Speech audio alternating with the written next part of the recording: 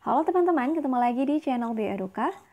Di video ini kita akan membahas soal-soal tes CPNS TWK yang full penalaran. Sebelum kita lanjut membahas soalnya, bantu aku untuk subscribe, like, dan share video ini sebanyak-banyaknya. Langsung ke soal nomor 1. Masuknya paham dan nilai-nilai pikir kebaratan yang tidak sesuai dengan budaya Indonesia menjadi salah satu penyebab lunturnya nilai Pancasila pada diri generasi muda saat ini. Hal ini mengakibatkan krisis moral yang terjadi pada bangsa Indonesia.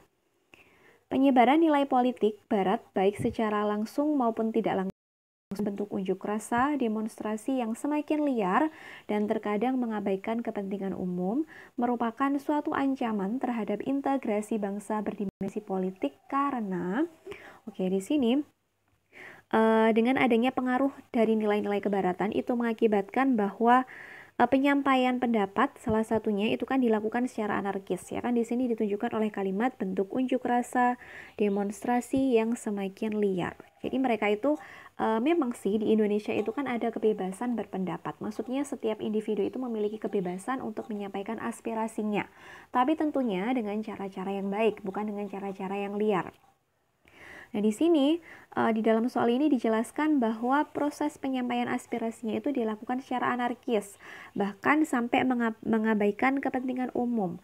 Sehingga perbuatan yang diceritakan atau yang digambarkan pada soal ini merupakan ancaman terhadap integrasi atau persatuan atau kesatuan bangsa yang berdimensi politik. Alasannya karena apa? Yang A, memudarkan semangat kekeluargaan, musyawarah, dan mufakat di kalangan masyarakat. Nah, ini masih kurang relate ya dengan yang ada di dalam soal, karena kan yang di dalam soal ini sifatnya adalah merugikan kepentingan umum atau merugikan banyak orang. Maka yang A ini kita eliminasi dulu. Lalu yang B, nilai-nilai politik Barat menekankan pada kebebasan individu yang hanya akan membuat masyarakat Indonesia menuntut kemerdekaan individu dalam segala hal. Oke, ini relate ya. Kenapa? Karena memang di dalam soal tadi kan digambarkan bahwa memang manusia itu memiliki kebebasan untuk menyampaikan pendapat. Maksudnya setiap individu itu memiliki kebebasan. Namun tentunya kebebasan-kebebasan tersebut harus dibarengi dengan rasa bertanggung jawab, bukan kok malah merugikan kepentingan umum. Nah, di sini yang di opsi B ini tentunya ya ini yang paling relate ya kan, karena di sini adanya kebebasan individu itu nilai-nilai politik Barat tadi itu memang lebih menekankan kebebasan individu tapi tanpa dibarengi dengan adanya rasa tanggung jawab. Makanya setiap individu nanti ujung-ujungnya akan menuntut kemerdekaan dalam segala hal. Nah, karena memang tadi mereka menganggap menyampaikan pendapat itu merupakan kebebasan individu, akhirnya mereka menyampaikannya dengan cara yang kurang baik atau dengan cara yang anarkis tadi. Kita keep dulu untuk opsi jawaban yang B, lalu kita cek yang C. Masyarakat akan lebih berani menentang kebijakan pemerintah. Ya memang ini sedikit berhubungan, tapi ini belum mewakili poin dari soalnya. Lalu yang C, membuat kebebasan politik menjadi terkekang. No, justru di sini malah mereka menyampaikan kebebasannya mereka malah secara berlebihan. Lalu yang E, dapat menghilangkan rasa nasionalisme di kalangan masyarakat. Ya memang iya sih, adanya nilai kebarat-baratan ini menghilangkan rasa nasionalisme, tapi di sini belum relate dengan apa yang dimaksudkan di dalam soal. Maka opsi jawaban yang paling tepat untuk menggambarkan atau untuk menjawab pertanyaan dari soal nomor 1 ini adalah opsi yang B. Oke, kita lanjut ke soal nomor 2. Anda bekerja di perusahaan dan suatu hari manajer Anda meminta Anda memanipulasi data keuangan. Berarti di sini ada tindak ketidakjujuran ya, agar terlihat lebih rapi. Dengan harapan agar laporan keuangan tampak lebih menguntungkan. Namun Anda menolak tawaran tersebut karena Anda sadar bahwa itu merupakan perbuatan yang tidak etis dan melanggar prinsip kejujuran. Yang pertama tadi adalah poinnya tidak etis. Nah, kemudian karena adanya tindak manipulasi, tentu ini melanggar prinsip kejujuran. Tindakan Anda dalam menolak untuk terlibat dalam praktik yang tidak sesuai dengan asas kejujuran ini dapat dianggap sebagai pengamalan nilai dari sila Pancasila yang menekankan pentingnya integritas, kejujuran, dan etika dalam kehidupan bermasyarakat dan bernegara. A. Berperilaku adil pada setiap masyarakat. Enggak, ini belum mewakili. Lalu yang B, membela negara sebagai jiwa nasionalisme. Lah, di sini saja melakukan tindak manipulasi ya, atau melanggar prinsip kejujuran. Bagaimana mungkin malah membela negara? Lalu yang C, menyamakan bahwa hukum itu adil untuk seluruh masyarakat, juga bukan. Lalu yang D, menumbuhkan rasa tanggung jawab dan cinta tanah air, no ya, karena di sini kan melakukan perbuatan curang.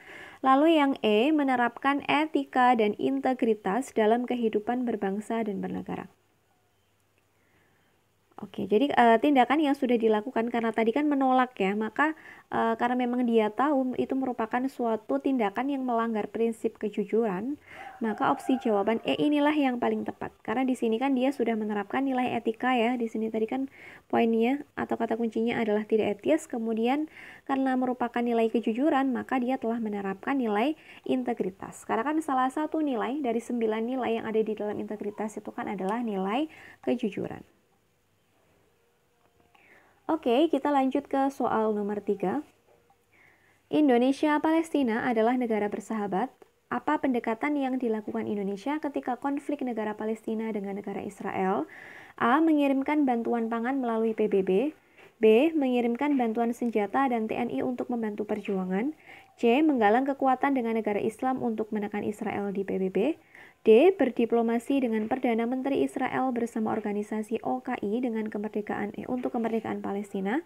Yang E. Memutuskan hubungan bilateral dengan Israel. Kalau ini ya tentu kurang berdampak ya kalau hanya memutuskan hubungan saja. Karena kan banyak negara-negara adik kuat lainnya yang mendukung Israel ini. Yang A. Mengirimkan bantuan pangan melalui PBB. Ini belum ya kalau hanya sekedar bantuan pangan, karena ya tentunya mereka itu atau Palestina ini tentunya membutuhkan dukungan tidak hanya dari bantuan pangannya saja.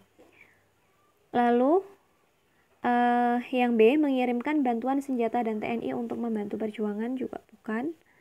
Yang C, menggalang kekuatan dengan negara Islam untuk menekan Israel di PBB, ini juga belum. Lalu yang D, berdiplomasi dengan Perdana Menteri Israel bersama organisasi OKI untuk kemerdekaan Palestina. Ini yang lebih mewakili adalah yang mengenai diplomasi. Karena apabila itu hubungan dengan luar negeri, itu biasanya lebih erat kaitannya dengan diplomasi. Oke, soal nomor 4.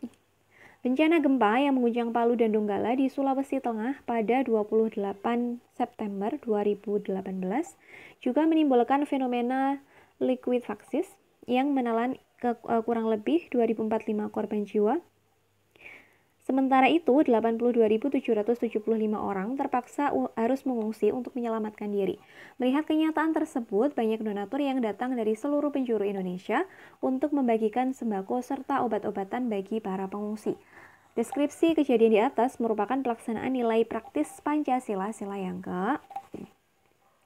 Oke, kalau kita pelajari ulang, kita review lagi dari video-video yang sebelumnya pun saya juga sudah pernah membahas mengenai pengamalan nilai-nilai Pancasila ini, di mana apabila sila pertama itu mengatur hubungan manusia dengan Tuhannya, ya. Sila pertama adalah manusia dengan Tuhannya. Kemudian kalau sila yang kedua itu adalah mengatur hubungan manusia dengan sesama manusia. Manusia dengan sesama manusia, kan nilai kemanusiaan, ya kan? Lalu nilai yang ketiga itu kan persatuan, berarti mengatur antara hubungan manusia dengan bangsa atau negaranya. Lalu di sila yang keempat, kerakyatan atau permusyawaratan, maka yang sila keempat ini tentunya mengatur manusia dengan sistem pemerintahan yang berlaku di negaranya. Lalu untuk sila yang kelima, keadilan sosial bagi seluruh rakyat Indonesia, berarti mengatur hubungan manusia dengan kehidupan bermasyarakat. Nah, tindakan yang telah digambarkan di dalam soal ini kan merupakan tindakan kemanusiaan, ya kan, menolong sesama manusia yang sedang mendapatkan musibah. Maka penggambaran dari fenomena atau kejadian yang digambarkan pada soal nomor 4 ini tentunya merupakan pelaksanaan nilai praktis Pancasila dari sila yang kedua. Oke, kita lanjut ke soal nomor 5 ya, atau soal yang terakhir. Langkah-langkah yang ditempuh dalam menghadapi ancaman berdimensi politik dilaksanakan melalui dua pendekatan. Pendekatan ke dalam yaitu pembangunan dan penataan sistem politik dalam negeri yang sehat dan dinamis dalam kerangka negara demokrasi. Sedangkan pendekatan keluar adalah A. Meningkatkan konflik antar negara, no. Lalu yang B. Penciptaan lapangan kerja padat karya, juga bukan. Lalu yang C. Penciptaan iklim usaha yang kondusif. Yang D. Mencegah meluasnya pengaruh ideologi lain terhadap Pancasila, juga bukan. Lalu yang E, mendinamiskan strategi dan upaya diplomatik. Di sini keywordnya adalah diplomatik. Karena memang apabila itu kaitannya dengan hubungan internasional, itu biasanya berhubungan eratnya adalah dengan hubungan diplomatik.